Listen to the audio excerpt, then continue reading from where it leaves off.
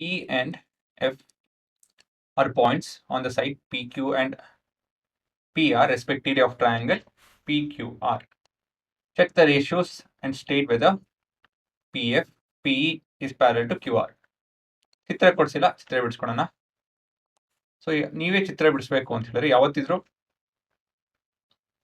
Scale in triangle draw ಮಾಡ್ಕೊಬೇಕು ನೀವು ಅಂತ ಹೇಳಿದ್ರೆ ಎಲ್ಲ ಸೈಡು ಯಾವುದೇ ಸೈಡ್ ಈಕ್ವಲ್ ಆಗಿ ಕೊಡೋದು. ತುಂಬ ಜನ ಏನು ಮಾಡ್ತಾರೆ ಅಂದರೆ ಈಕ್ವಲ್ ಆಗಿ ಟ್ರಯಾಂಗಲ್ ಬರ್ಕೊತಾರೆ. ಆ ಥರ ಮಾಡ್ಕೊಳಕ್ಕೆ ಹೋಗಬೇಡಿ, ತಪ್ಪಾಗುತ್ತೆ. ಸೊ ಇವಾಗ ಪ್ಯಾರಲಲ್ ಲೈನ್ ಅಂತೆ. ಪ್ಯಾರಲಲ್ ಲೈನ್ ಬರ್ಕೊಳ್ಳೋಣ. E and F are points on side Q and R. So PQ and PR. E and F are points on side. Okay, ಇವೆರಡು ಈ ಥರ ಇದೆ ಆಫ್ ಟ್ರಯಾಂಗಲ್ PQR. ಸರಿ ಇದೆ. Check the ratios. Ratio check ಮಾಡಿ ಅಂತ ಹೇಳ್ತಾರೆ. ಇದು 3.9 ಸೆಂಟಿಮೀಟರ್, ಇದು 3 ಸೆಂಟಿಮೀಟರ್, 3.6 ಸೆಂಟಿಮೀಟರ್, ಇದು 2.4 ಸೆಂಟಿಮೀಟರ್. ಒಂದೊಂದೇ ರೇಷಿಯೋ ಚೆಕ್ ಮಾಡೋಣ. ಇದು answer. Ratios heading. So ratio check ಮಾಡ್ಕೊಳ್ಳಿ. PE by EQ is equal to 3.9 divided by 3. ಗೊತ್ತಿದೆಯಲ್ಲ ಏನು ಮಾಡ್ಬೇಕು ಇಲ್ಲಿ ಅಂತ ಹೇಳಿ. Divide and multiply with 10. So 39 by 30. So 3 13s are 3 10s are. So ಇದು 1.3 ಆಗುತ್ತೆ. ಇದು ನಿಮ್ಮ ಮೊದಲನೇ ರೇಷಿಯೋ. ಎರಡನೇ ರೇಷಿಯೋ PF by FR ಅಲ್ವಾ. ಸೊ ಇದು ಬೈ ಇದು, ಇದು ಬೈ ಇದು, ಈ ರೀತಿಯಲ್ಲಿ ಮಾಡ್ಕೊಬೇಕು. So 3.6 divided by 2.4. So multiply and divide with 10. So 36 by 24. ಎಷ್ಟು ಬರ್ತು ಹುಡುಗರ ಇದು ಅಲ್ವಾ. 1.5 ಬರುತ್ತೆ ಇದು. 3 divided by 2 is 1.5. ಇವೆರಡು ರೇಷಿಯೋಸ್ ಈಕ್ವಲ್ ಆಗಿಲ್ಲ, ಹಾಗಾಗಿ ನಮ್ಮ ಉತ್ತರ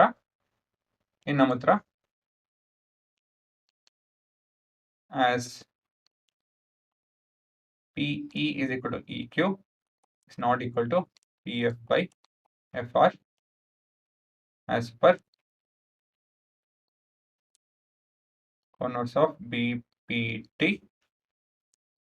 EF is not parallel to QR. ಈ ರೀತಿ ನೀವು ಉತ್ತರ ಬರಿಬೇಕಾಗುತ್ತೆ. ಪಾಸ್ ಮಾಡಿ ಇದನ್ನು ಟ್ರೈ ಮಾಡಿ.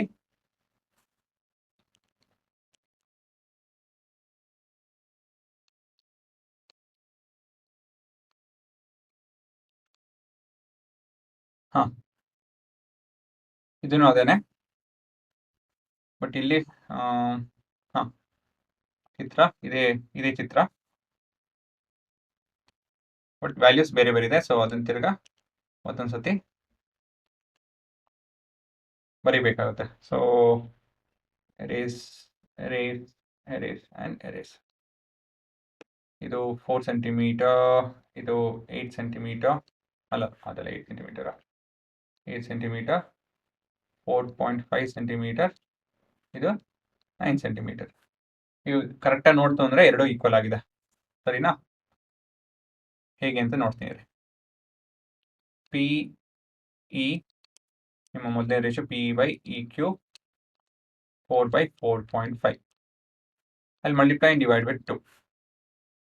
ಏನಕ್ಕೆ ಅಂತ ಹೇಳಿದ್ರೆ 4 2s 8 ಅಲ್ಲ ಹುಡುಗರ. 4.5 divided by 2 9. ಇದನ್ನು ಸೈಡಲ್ಲಿ ಮಲ್ಟಿಪ್ಲೈ ಮಾಡ್ಕೊಂಡು ಮಾಡ್ಬೋದು ನೀವು. 8 and 9 ಅದೇ ರೇಷಿಯೋ ಇದೆ. PF by FR is equal to 8 by 9. So ಇದು ಸಣ್ಣ ಪುಟ್ಟ ಅಬ್ಸರ್ವೇಷನ್. ಇಲ್ಲ 4 8 ಆ ಥರ ನಂಬರ್ ಬಂತು ಅಂದರೆ ನೋಡಿ, 4 8 2 ಅಲ್ಲಿ ಮಲ್ಟಿಪ್ಲೈ ಮಾಡಿ. ಈ ರೇಷಿಯೋ ಒಂದೇ ಇತ್ತು ಅಂದರೆ ಸರಿ, ಇಲ್ಲ ಅಂತ ಹೇಳಿದ್ರೆ ಇಲ್ಲ. ಸೊ ಕೊನೆಯದಾಗಿ as PE by EQ is equal to PF by FR as per converse of BPT. EF is parallel to QR. ಇನ್ನೊಂದು ಸ್ವಲ್ಪ ಅಚ್ಚುಕಟ್ಟಾಗಿ ಬರೀರಿ. ನಾನು ತುಂಬ ಹತ್ತತ್ರ ಬರ್ದಿದ್ದೀನಿ. ಒಂದಷ್ಟು ಇಲ್ಲಾಂದರೆ ಒಂದು ಲೈನ್ ಇಲ್ಲಿಂದನೇ ಶುರು ಮಾಡ್ಬೋದಾಯಿತು. ಕ್ಲೀನಾಗಿ ಕಾಣಿಸ್ಬೇಕು. ಇಷ್ಟೊಂದು ಸ್ಟಫ್ಟ್ ಮಾಡಬೇಡಿ, ಎಲ್ಲ ಹತ್ತತ್ರ ಒಟ್ಟಿಗೆ ತುಂಬಿಸ್ಬೇಡಿ ಒಂದೇ ಕಡೆ, ಆಯಿತಾ? ವಿಷಯಗಳನ್ನ ಕರೆಕ್ಷನ್ ಮಾಡೋರಿಗೆ ಈಸಿ ಆಗಬೇಕು. ನನಗಿಲ್ಲಿ ಜಾಗ ಇಲ್ಲ ಅಂಥೇಳಿ ಹಿಂಗೆಂಗೋ ಬರಿತಾನೆ, ನೀವು ಹಂಗೆ ಬರೆಯೋಕ್ಕೆ ಹೋಗ್ಬೇಡಿ. ನೋಡಿ, ನಾನು ಬರಿಬೇಕಾಗಿದ್ದರೆ ಇದೇ ಪ್ರಶ್ನೆನ ಈ ರೀತಿಯಲ್ಲಿ ಮಧ್ಯದಲ್ಲಿ ಕ್ಲೀನಾಗಿ ಬರೆದು ಸರಿನಾ, ಆಮೇಲೆ ಯೋಚನೆ ಮಾಡ್ತಾ ಇದೆ. ಪಿ ಕ್ಯೂ ಪೂರ ಈ ಲೆಂತ್ 1.2 ಅಂತ ಹೇಳ್ತಾರೆ, 1.28 ಸರಿ. ಪಿ ಆರ್ ಅದರದ್ದು ಕೊಟ್ಟಿದ್ದಾರೆ, ಪಿ ಇ 0.18 ಮತ್ತು centimetre, P F 0.36 centimetre.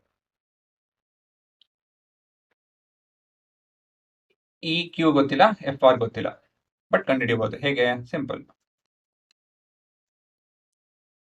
Ratios ಕಂಡುಹಿಡಿತಾ ಇದ್ದೀವಿ. P E by E Q, ಈ ರೇಷಿಯೋ ಕಂಡುಹಿಡಿಬೇಕಲ್ಲ, ಇದು ನಮ್ಗೆ ಗೊತ್ತಿಲ್ಲ.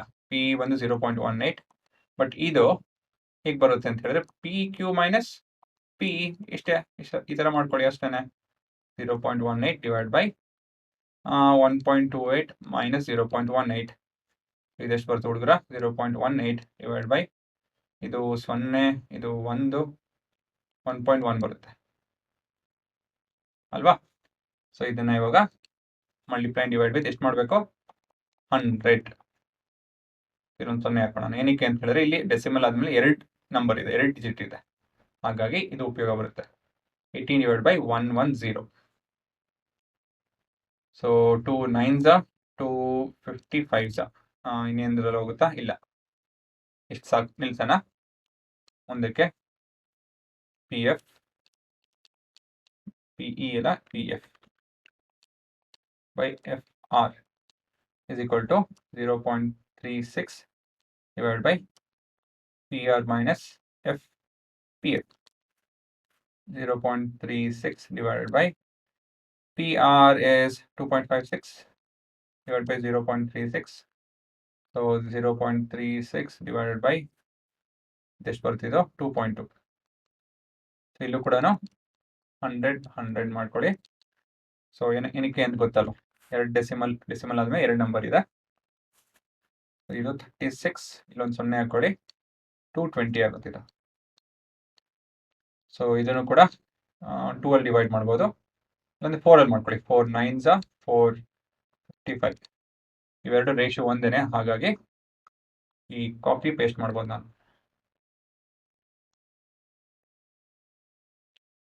Copy paste,